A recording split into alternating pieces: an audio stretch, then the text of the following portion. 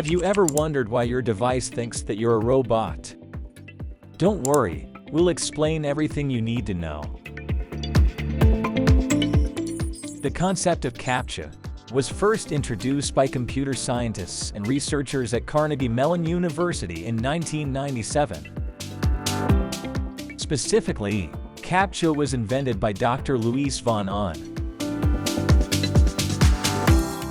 The idea was to design a test that could be easily passed by humans, but would be challenging for automated bots to complete. Of course, that's not the case right now.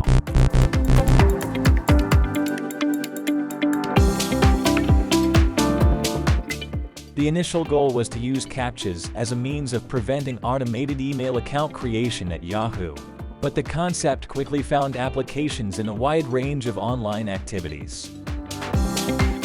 CAPTCHAs were a resounding success, reducing spam by up to 99%. But bots never rest, and they soon evolved to solve CAPTCHAs with ease. As bots grew smarter, CAPTCHAs had to evolve as well. CAPTCHA developers introduced new challenges. But before these challenges, it all started with some weird warped text that we had to decipher in order to sign into a particular website or even add a comment.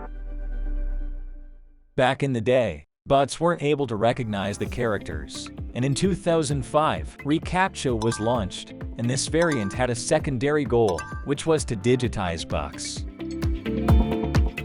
Then in 2009, Google acquired reCAPTCHA and expanded it across products and services.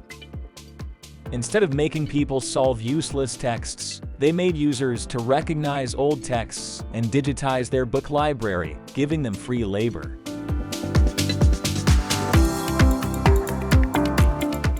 But eventually, the computers have gotten smarter by learning all those user inputs.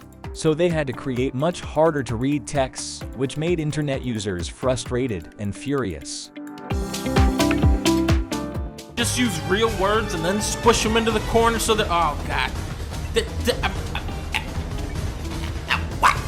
What? Shit! No! You! What? It changed it! I hit a little now and it changed it! Oh my... It didn't even spell CAPTCHA right! You animals! A study conducted in 2014 revealed that humans were able to pass reCAPTCHAs with an accuracy of 33%, and robots had an accuracy of 99%. That's when the image puzzle began. In 2014, the image recognition reCAPTCHA test uses low-resolution images in form of a square. Once the user has selected the squares, the computer program will compare the response with other responses. If the user's response matches that of most other users, they pass the test. You might have noticed that most images are fire hydrants, crosswalks, traffic lights, and other transportation stuff. Well, Google is actually training the AI to recognize these real-world objects so that the self-driving vehicles are trained well. Oh, they got better at recognizing images too, which led to ridiculous puzzles. Like this one. Where are the crosswalks anyway? I didn't know dogs can smile. Pick the spiral galaxy. Is this an IQ test or what?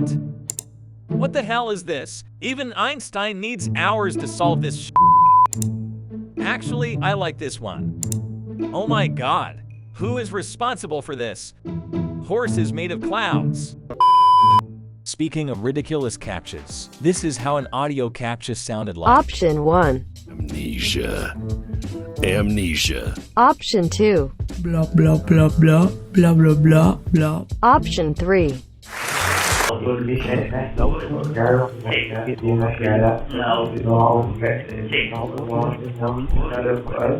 Apparently Roblox has some of the worst CAPTCHAs. Some people have created video tutorials on how to solve them too.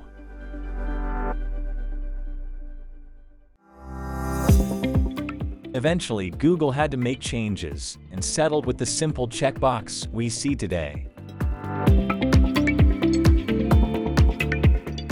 While it may seem silly, there is a lot going on behind the scenes. This test distinguishes humans from bots by following the cursor movement as it approaches the checkbox. Even a human user with the most stable hand will display some randomness in cursor movement. A bot typically will not be able to mimic this kind of movement, preferring to act in a straight line. Wait, what if these bots tried mimicking these cursor movements too? Well, they did, sort of.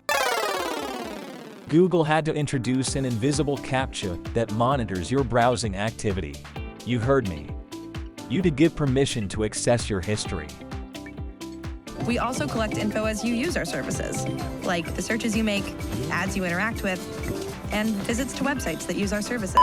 There are no puzzles or checkboxes for users to interact with. Instead, it runs silently in the background, analyzing user behavior. reCAPTCHA 3 assigns an action score to each user or interaction. This score is based on various factors, such as mouse movements, click patterns, and navigation behavior. It helps websites determine the likelihood that a user is a bot or a human. If you want to learn more about artificial intelligence, that video is here. I'll catch you guys in the next one.